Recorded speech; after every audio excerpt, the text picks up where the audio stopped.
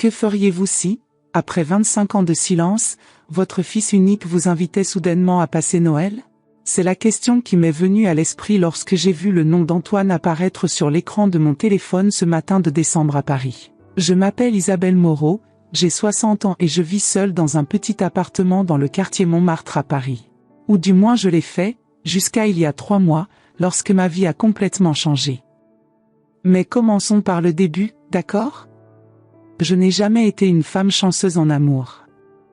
J'ai rencontré Henri quand j'avais à peine 20 ans, alors que je travaillais comme serveuse dans un café près de la Seine. Il était charmant, éloquent, un homme d'affaires prometteur, du moins c'est ce qu'il semblait. Nous nous sommes mariés rapidement, peut-être trop vite, et peu après, notre fils Antoine est né. Les premières années ont été heureuses, ou du moins j'avais tort de penser qu'elles l'étaient. Il travaillait dur, s'occupait de notre fils tandis qu'Henri voyageait de plus en plus pour affaires. Je n'ai réalisé que trop tard que « business » était le nom qu'il donnait à ses aventures avec d'autres femmes. Pas seulement un ou deux, mais plusieurs au fil des années. Je me souviens encore de la nuit où j'ai tout découvert. Antoine venait d'avoir 10 ans. J'ai trouvé des reçus d'hôtel, des cadeaux coûteux qui ne m'étaient jamais destinés et des messages qui ne laissaient aucun doute. Quand j'ai confronté Henri, il ne l'a pas nié. Au contraire, il s'est moqué de ma naïveté. « À quoi t'attendais-tu, Isabelle? Regarde-toi et regarde-moi. Penses-tu vraiment qu'un homme comme moi se contenterait d'une simple serveuse? » Ces mots sont plus profonds que n'importe quelle lame. Mais le pire était à venir. Au fil du temps, Henri a commencé à empoisonner notre fils contre moi. Subtilement d'abord, puis de plus en plus explicitement. « Ta mère est faible, Antoine. Tu dois être fort comme ton père.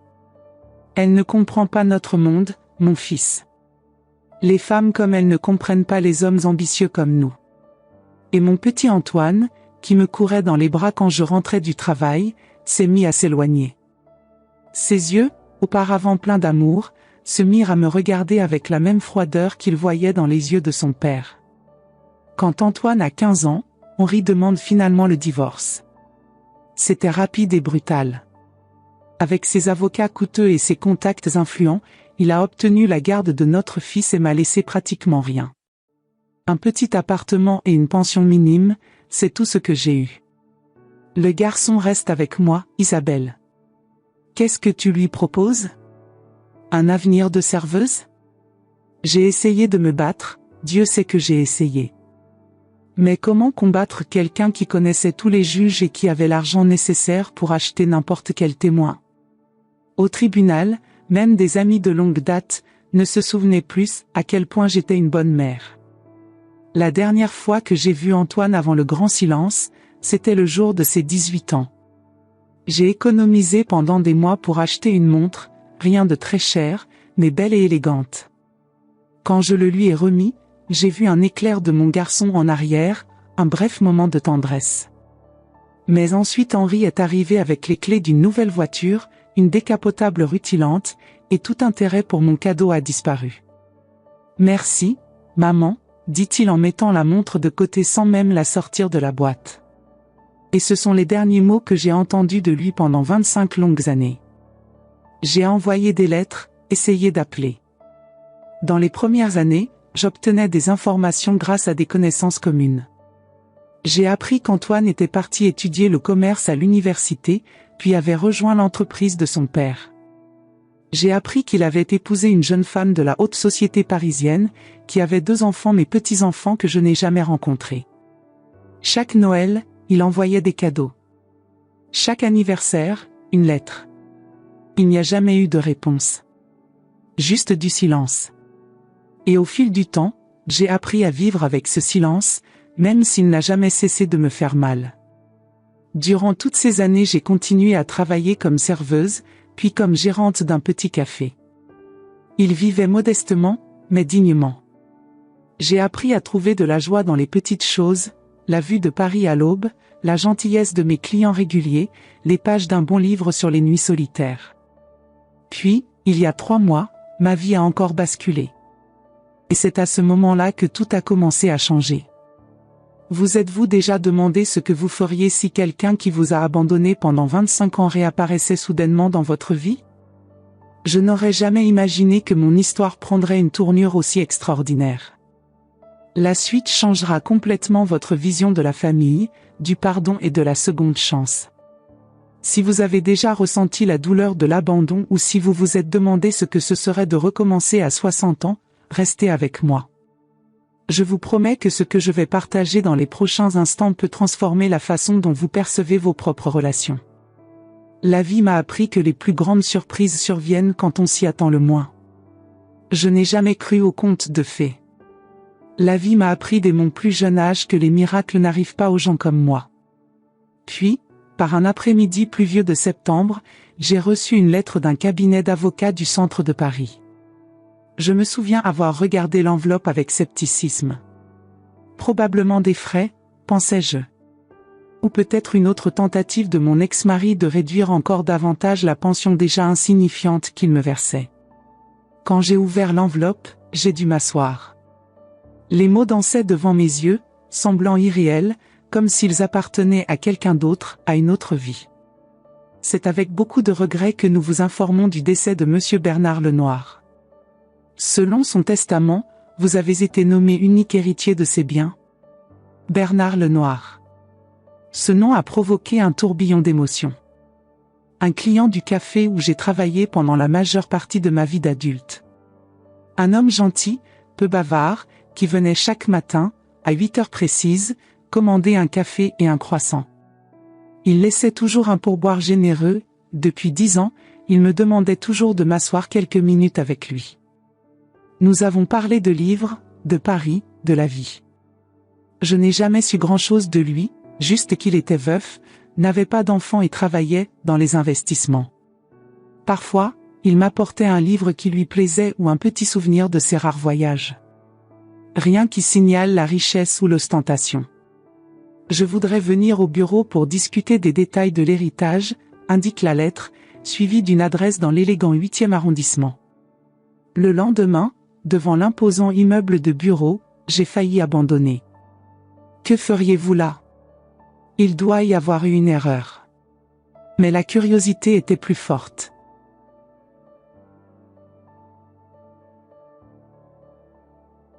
L'avocat, un homme d'âge moyen nommé Philippe Dussault, m'a reçu avec une formalité que je n'avais jamais connue. Madame Moreau, c'est un plaisir de vous rencontrer. Monsieur Lenoir a fait l'éloge de vous. Assis dans un fauteuil en cuir qui coûtait probablement plus que tous les meubles de mon appartement réunis, j'ai entendu l'histoire qui allait changer ma vie. Bernard Lenoir n'était pas n'importe quel client. Il était l'un des investisseurs les plus prospères de France, discret et réservé, accumulant une fortune considérable au fil de décennies de travail intelligent. Une fortune qui était désormais, inexplicablement, la mienne. Mais, pourquoi? Pourquoi moi? Ai-je demandé, complètement abasourdi. L'avocat a souri et m'a remis une enveloppe scellée. Il a laissé ça pour toi. En serrant la main, j'ouvris la lettre. Ma chère Isabelle, si vous lisez ceci, cela signifie que je suis déjà parti. Ne soyez pas triste pour moi, j'ai vécu une vie longue et, à bien des égards, privilégiée. Mais seule. Pendant des années, j'ai observé ta gentillesse, ta force tranquille, ta dignité face à l'adversité. J'ai vu comment il traitait tous les clients avec le même respect, peu importe qui ils étaient. J'ai vu comment ses yeux, même s'ils étaient fatigués après de longues heures de travail, parvenaient toujours à sourire. J'ai vu ta douleur aussi, Isabelle. La douleur d'une mère séparée de son enfant. Une douleur que je connais bien, car j'ai aussi perdu ma famille, mais d'une manière différente. Je n'ai personne à qui laisser ce que j'ai construit.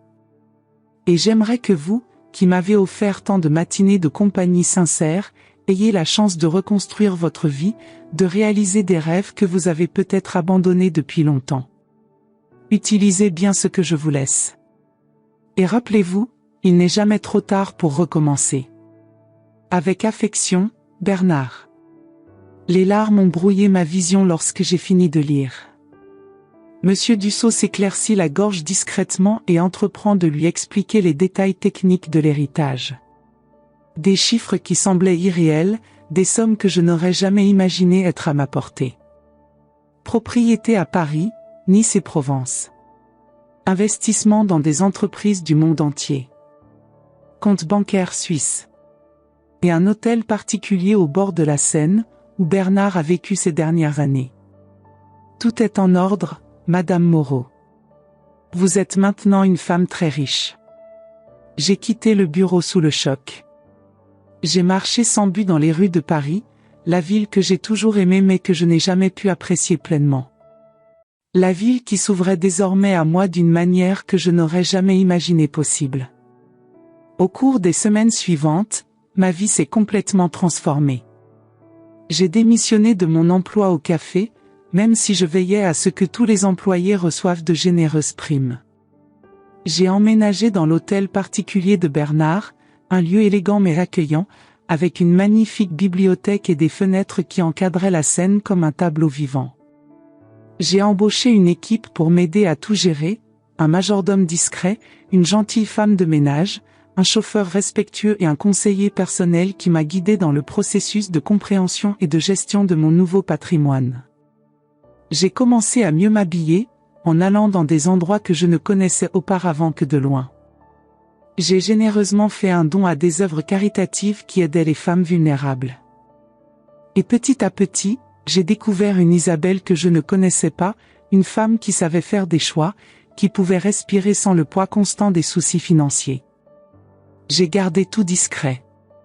Je n'ai pas donné d'interview, je ne suis pas apparu sur les pages sociales.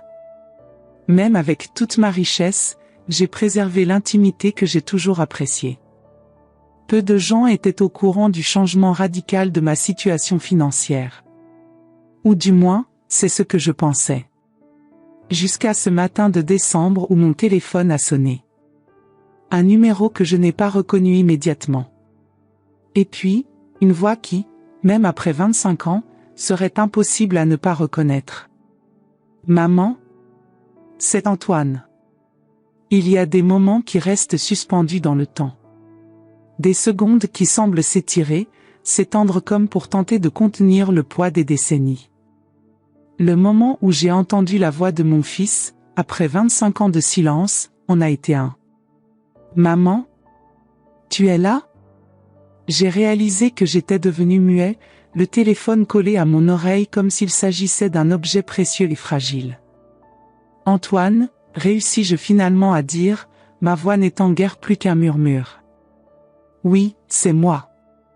S'ensuit une conversation maladroite, pleine d'hésitation et de phrases incomplètes. Antoine m'a demandé comment j'allais, commenter la météo à Paris, évoquer son travail dans l'entreprise devenue son entreprise, depuis la mort d'Henri il y a 3 ans, information qui ne m'est jamais parvenue. Il a parlé de sa femme, Élise, et de mes petits-enfants, Mathieu, 15 ans, et Sophie, 12 ans. Des enfants qui ont grandi sans savoir qu'ils avaient une grand-mère vivante, respirant le même air parisien qu'eux.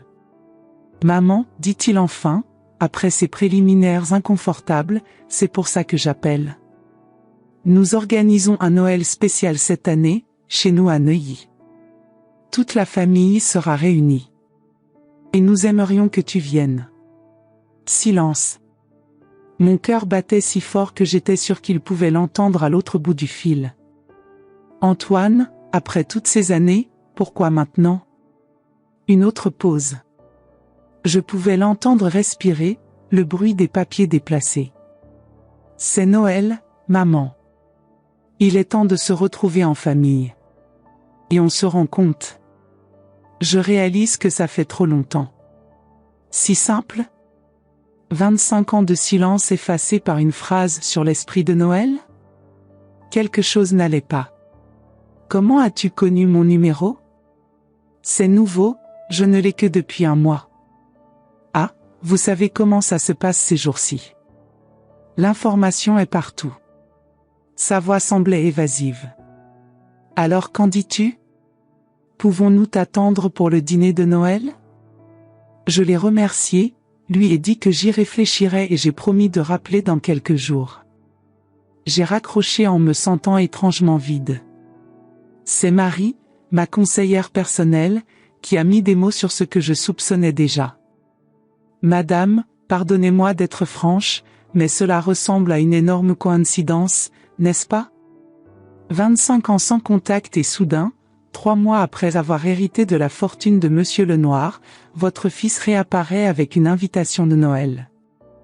Je l'ai regardée, une jeune femme d'une trentaine d'années, intelligente et directe, qui était rapidement devenue non seulement ma conseillère mais aussi une confidente. Tu penses qu'il est au courant? À propos de l'argent? Marie haussa les épaules. Nous n'avons pas gardé un secret absolu. Monsieur Lenoir était discret, mais n'en reste pas moins un homme important dans les milieux financiers. Son décès et son testament atypique ont certainement suscité des commentaires. Et son fils, d'après ce qu'il dit, est dans les affaires, il ne serait pas difficile de relier les points. La vérité, une fois formulée, semblait évidente. Bien sûr, Antoine n'avait pas un réveil soudain d'amour filial. Il avait appris mon changement de fortune et voulait maintenant se rapprocher ou plutôt se rapprocher de l'argent que j'avais désormais. La douleur était vive, comme une vieille blessure qui se rouvrirait soudainement.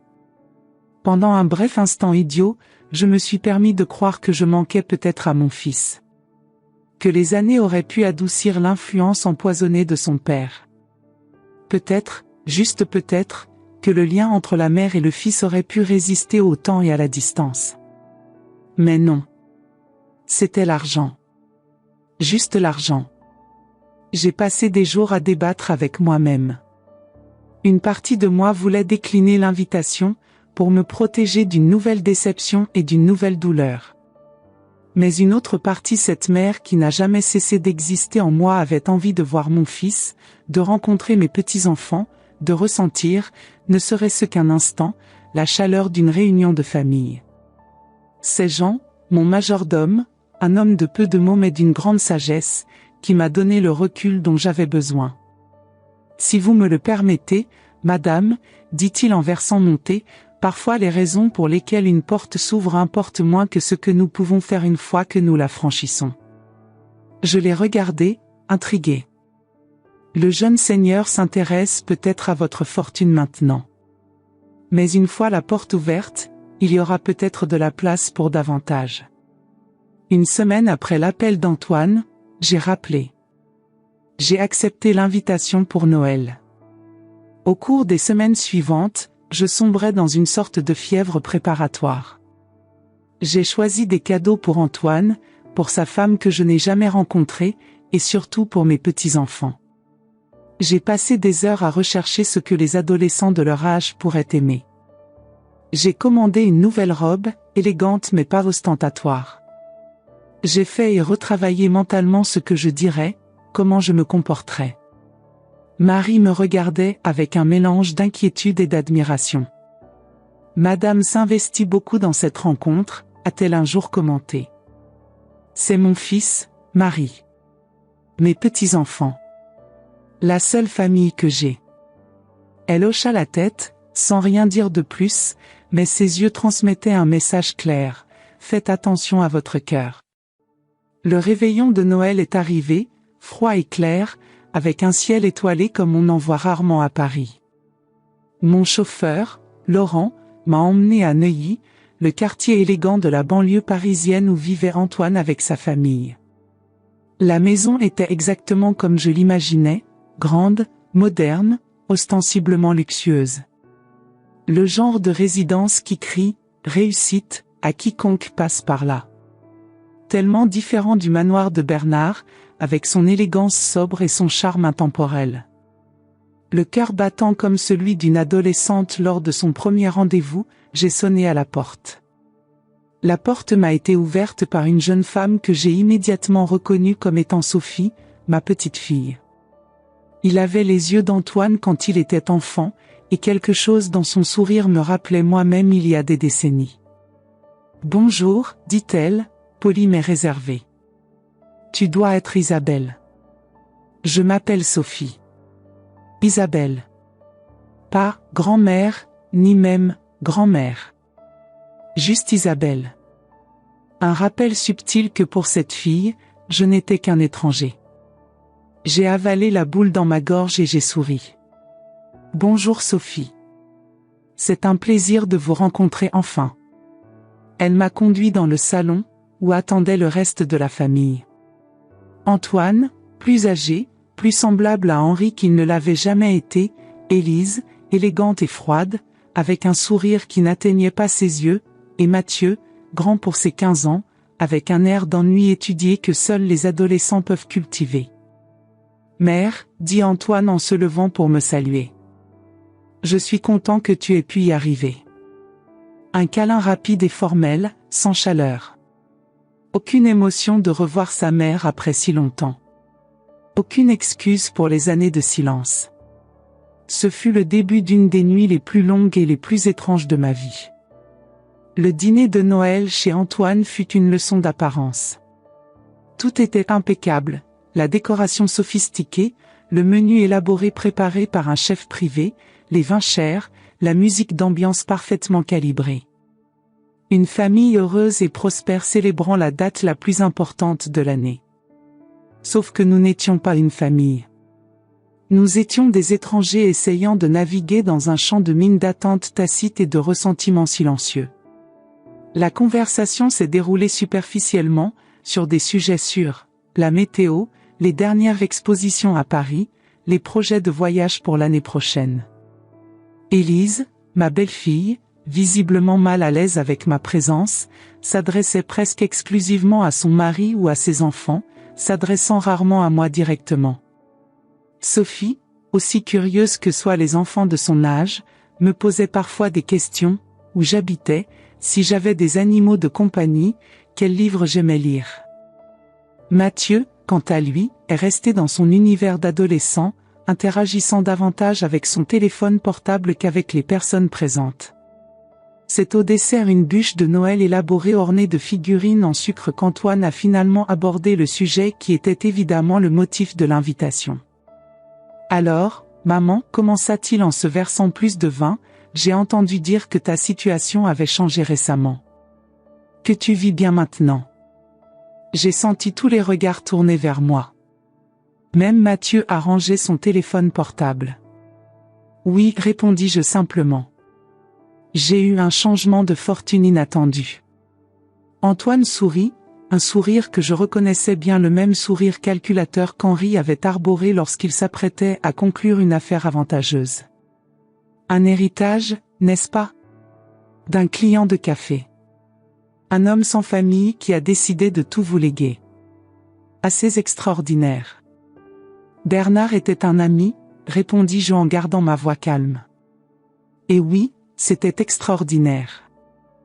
Une amie très généreuse, commenta Élise avec une intonation qui rendait l'insinuation claire. Je l'ai regardé directement. Bernard était un homme qui valorisait avant tout la vraie gentillesse, Élise. Quelque chose de rare de nos jours. Un silence inconfortable s'installa. Antoine s'éclaircit la gorge. Quoi qu'il en soit, maman, je suis tellement contente que les choses se soient améliorées pour toi.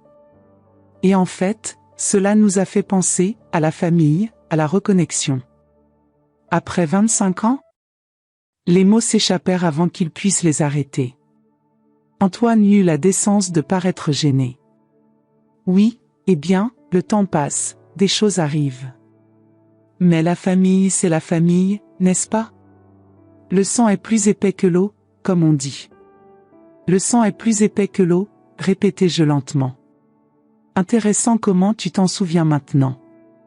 Élise remua inconfortablement sur son siège.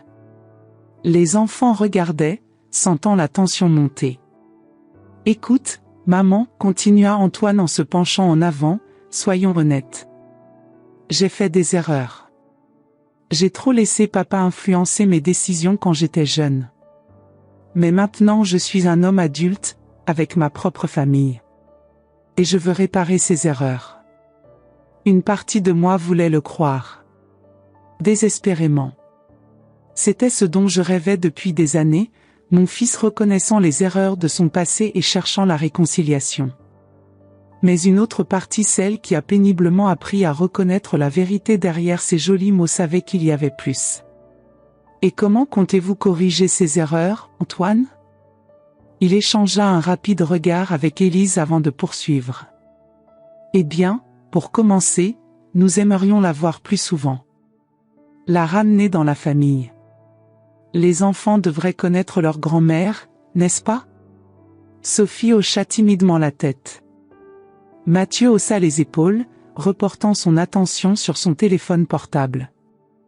Et aussi, poursuivit Antoine d'un ton désormais plus pragmatique, je réfléchissais à quelques opportunités d'investissement qui pourraient vous intéresser. L'économie est dans une période délicate, et gérer une fortune conséquente demande de l'expérience, une connaissance du marché. Oh, c'était là. La vraie raison. Antoine, l'interrompis-je doucement, tu penses que j'ai besoin d'aide pour gérer mon argent ? Eh bien, maman, avec tout le respect que je te dois, tu as passé ta vie à travailler dans un café. Tu n'as aucune expérience avec des sommes importantes, des investissements complexes. Je suis sur le marché depuis des années, je connais des gens, j'ai des relations. Je peux t'aider à faire fructifier cet argent pour toi. Pour nous. Pour la famille. Pour nous. Pour la famille. Comme si mon héritage était soudain devenu une entreprise familiale. Je vois, dit-il en posant la serviette sur la table. Et je suppose que vous avez une proposition spécifique en tête ?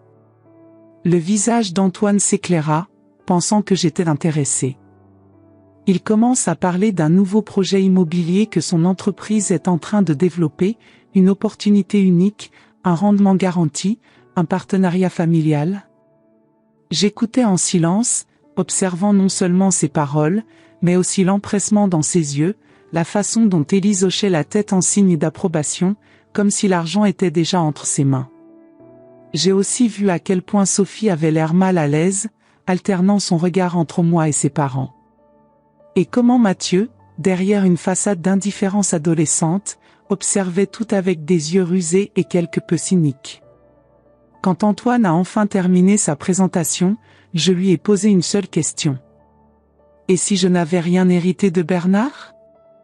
Est-ce qu'on aurait encore ce dîner de Noël ? Serais-je toujours le bienvenu chez toi, Antoine ? La question restait en suspens, lourde et inévitable. Le silence qui suivit fut une réponse suffisante. Sophie regardait son père, attendant qu'il dise quelque chose, n'importe quoi qui pourrait sauver l'instant. Mais Antoine détourna simplement le regard, incapable d'affronter la vérité de front. C'est Mathieu, étonnamment, qui a rompu le silence. « Grand-mère, dit-il en utilisant le mot pour la première fois, tu n'as même pas besoin de demander ça.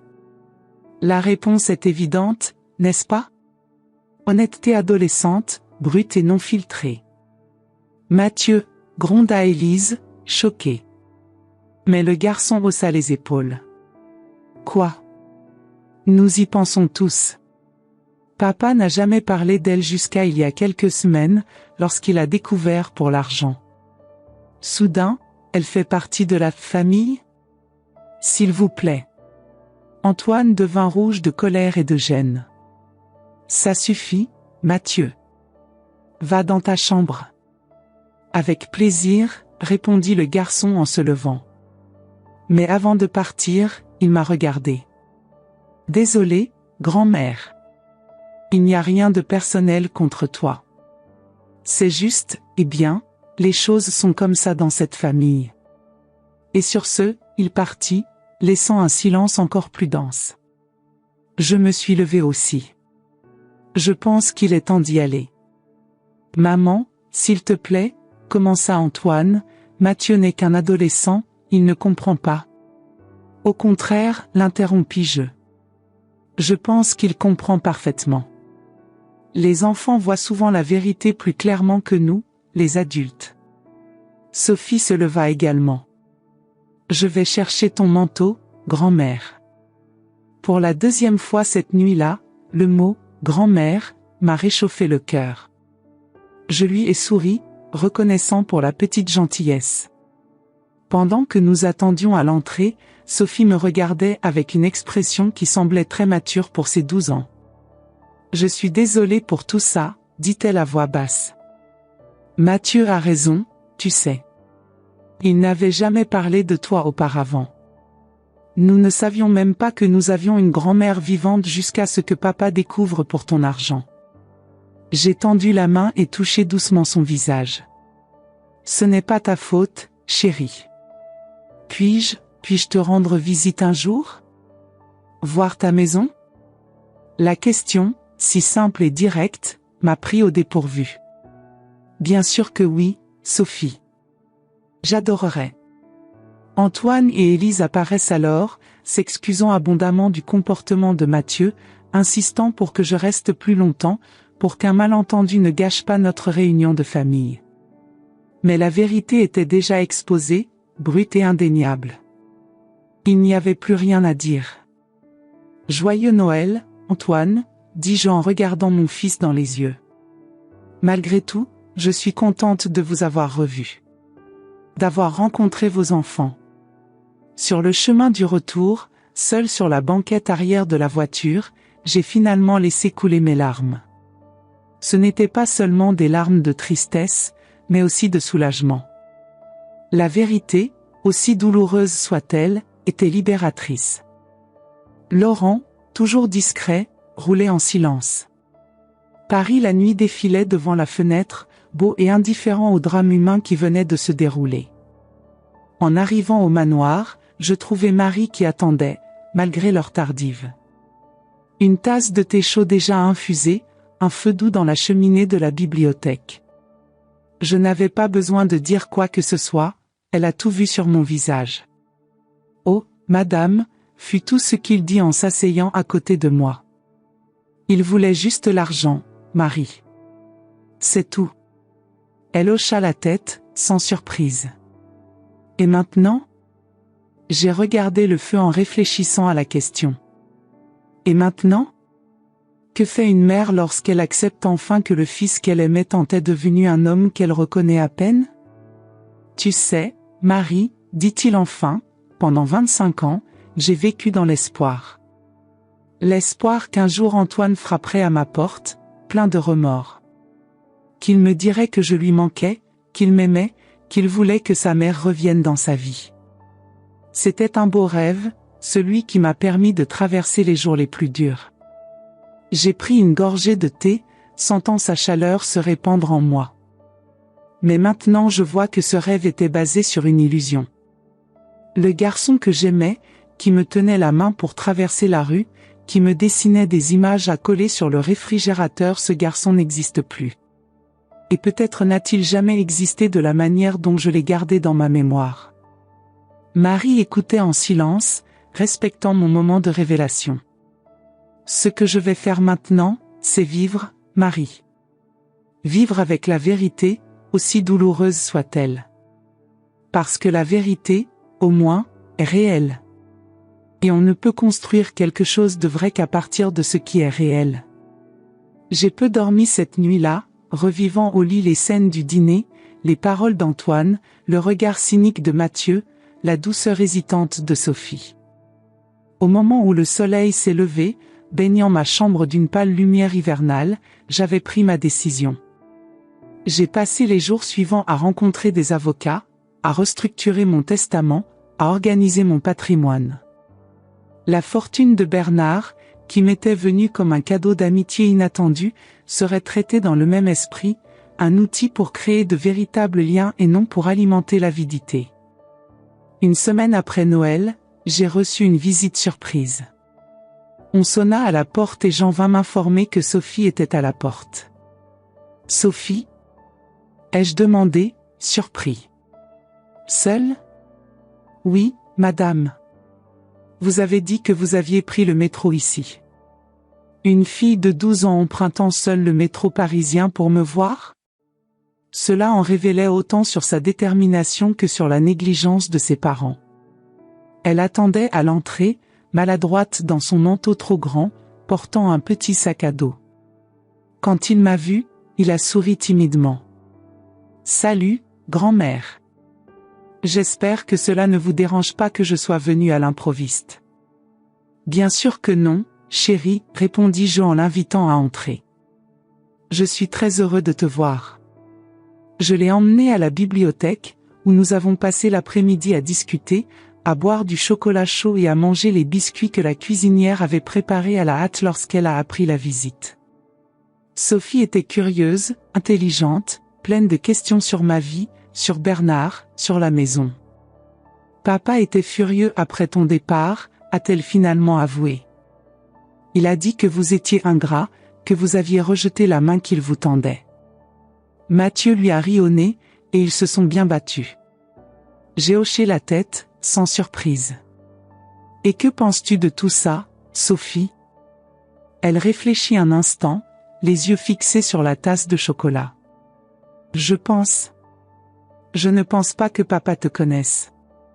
Il ne voit que l'argent, pas la personne. Et c'est triste. Elle m'a regardé. Je veux te connaître, grand-mère. La personne, pas l'argent. Ces mots simples, prononcés avec la franchise qui convenait à son âge, ont touché mon cœur d'une manière qu'aucun geste élaboré ne pourrait faire. Je veux te rencontrer aussi, Sophie. Et ton frère aussi, s'il le souhaite. Dans les mois qui suivirent, Sophie devint une visiteuse régulière. Parfois je venais seule, parfois j'amenais Mathieu qui, malgré son apparente indifférence adolescente, s'est révélé être un jeune homme sensible et observateur, bien plus semblable à moi qu'à son père. Antoine a tenté de me recontacter à plusieurs reprises, avec des excuses répétées et de nouvelles propositions de partenariat familial. J'ai poliment décliné toutes les invitations, tous les appels téléphoniques. Je ne l'ai pas empêché de voir ses enfants chez moi après tout, j'étais leur père mais j'ai clairement fait comprendre que notre relation serait désormais définie selon mes conditions, et non les siennes. Un après-midi de printemps, près de 6 mois après ce Noël fatidique, j'ai trouvé Sophie et Mathieu assis sur le porche arrière, plongés dans une conversation sérieuse qui s'est terminée brusquement lorsqu'ils m'ont vu.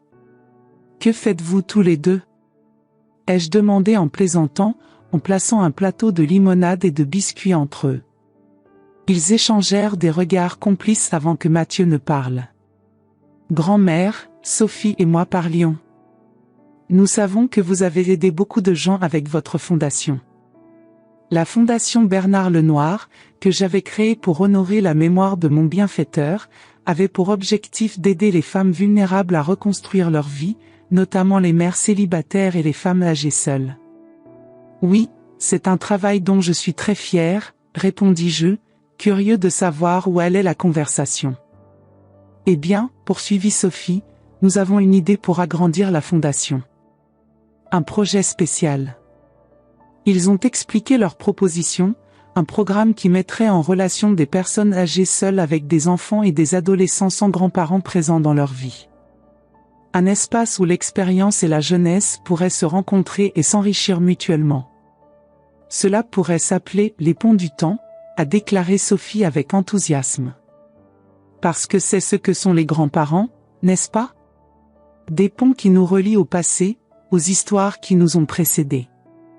J'ai écouté, ému par la sensibilité et la sagesse de ces jeunes âmes.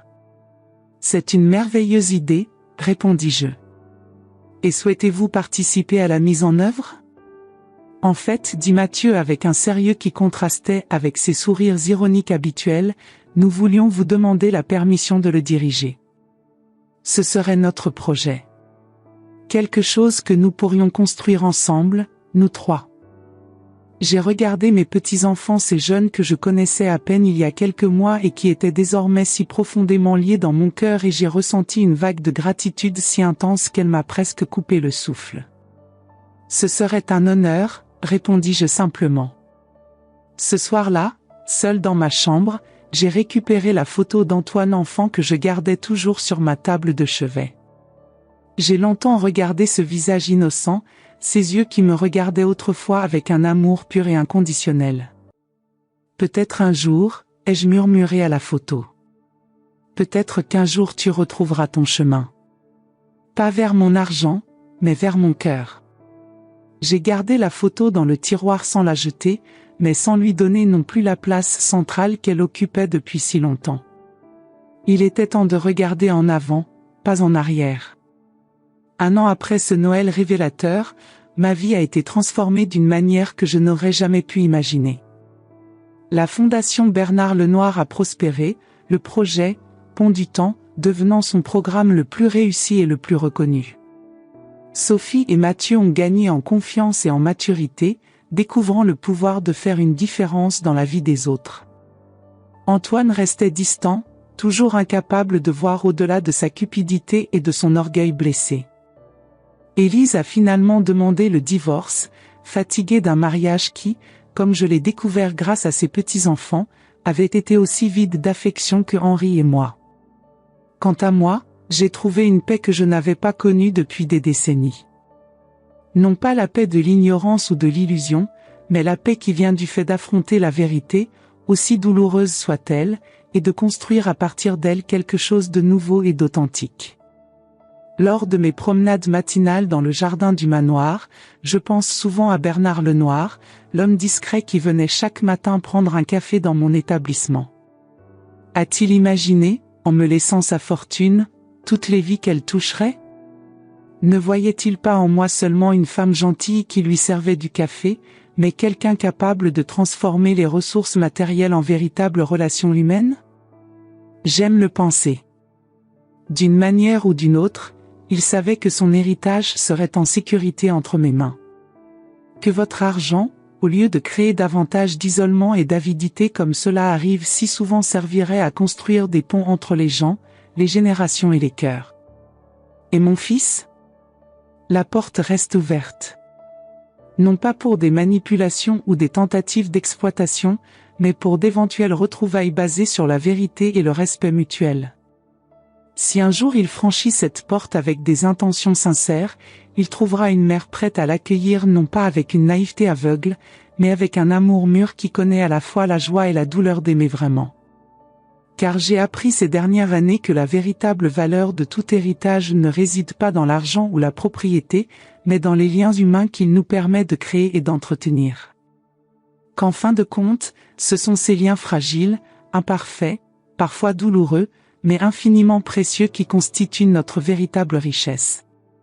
C'est ce que je voudrais dire aux autres mères qui, comme moi, font face au silence des enfants éloignés. Que même dans les circonstances les plus difficiles, il est possible de trouver la dignité, un but et même le bonheur. Cet amour maternel, même non partagé, reste une force puissante et transformatrice en nous. Et enfin, je voudrais dire aux fils et aux filles qui ont grandi avec du ressentiment ou de la distance envers leur mère, regardez au-delà des apparences, au-delà des histoires racontées par les autres et des jugements hâtifs. Recherchez la vérité, mais pas seulement la vérité des faits, rechercher la vérité du cœur. Parce qu'en fin de compte, comme je l'ai découvert dans les ruines de ce désastreux dîner de Noël, la vérité, aussi douloureuse soit-elle, est le seul chemin vers la libération. Et parfois, très rarement, c'est aussi le chemin de la rédemption. Aujourd'hui, à 65 ans, je peux dire avec certitude que la vie me réserve encore des surprises, des défis, oui, des joies. Pas la vie dont je rêvais quand j'étais jeune, pas la famille que j'imaginais avoir, mais une vraie vie, avec toute sa complexité et ses imperfections. Et cela, j'ai découvert, est plus que suffisant.